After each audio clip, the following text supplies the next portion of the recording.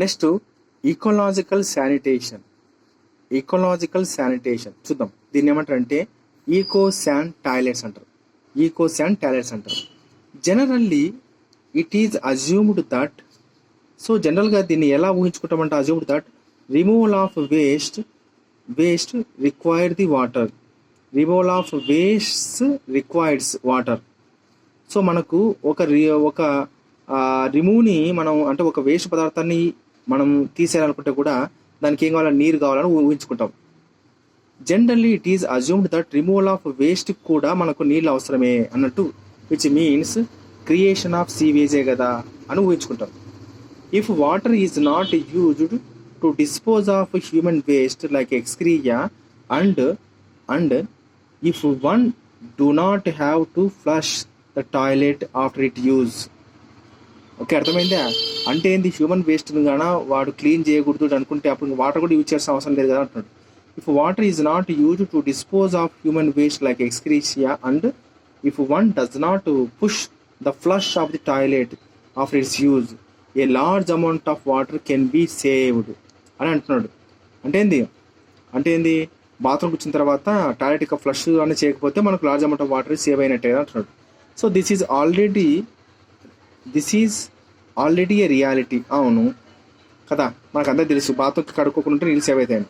So ఈకోలాజికల్ sanitation అనేది తీసుకొచ్చాను ఇక్కడ.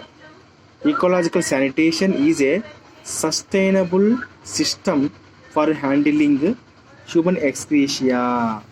మనిషి కూర్చున్న బాత్రూమ్ నుంచి హ్యాండిల్ చేయడానికి ఒక సస్టైనబుల్ సిస్టమ్నే అది ఏంటంటే ఈకో శాన్ టాయిలెట్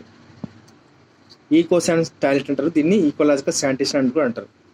చూడండి, ecological sanitation is a sustainable system for handling human excreta using dry composting toilets.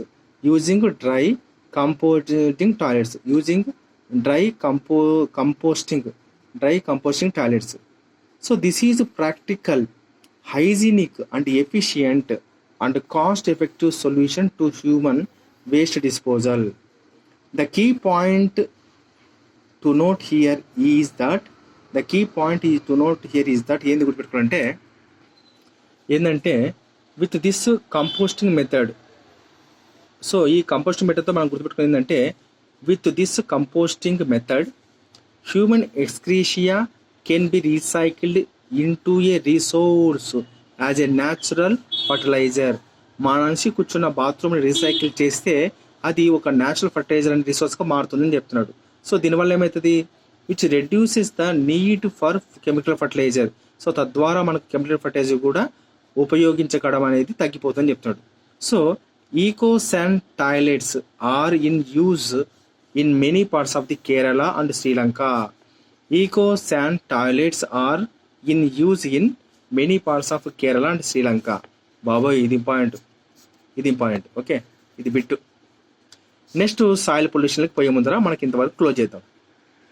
So ఇప్పటిది water pollution అంతా అయిపోయింది ఇక్కడ వరకు.